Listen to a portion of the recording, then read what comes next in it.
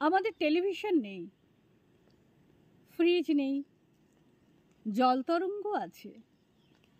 আমাদের গ্রীষ্মকালীন দার্জিলিং নেই, গাড়ি বারান্দা নেই, জল তরঙ্গ আছে।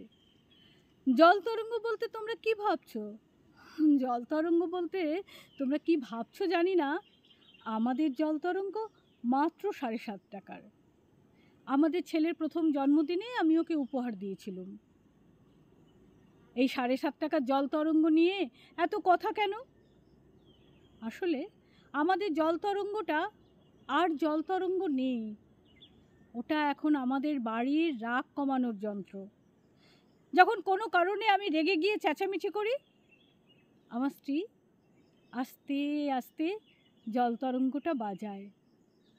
যখন আমার স্ত্রী রেগে যায়, প্রায়শই যায়, এমনকি অতি তুচ্ছ কারণেও, তখন আমি জল তরঙ্গটা বাজাই।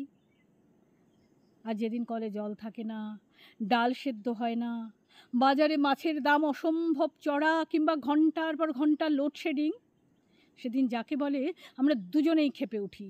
আমাদের জিভ, দাঁত, নখ বের করে ছুটে যাই পরস্পরের দিকে।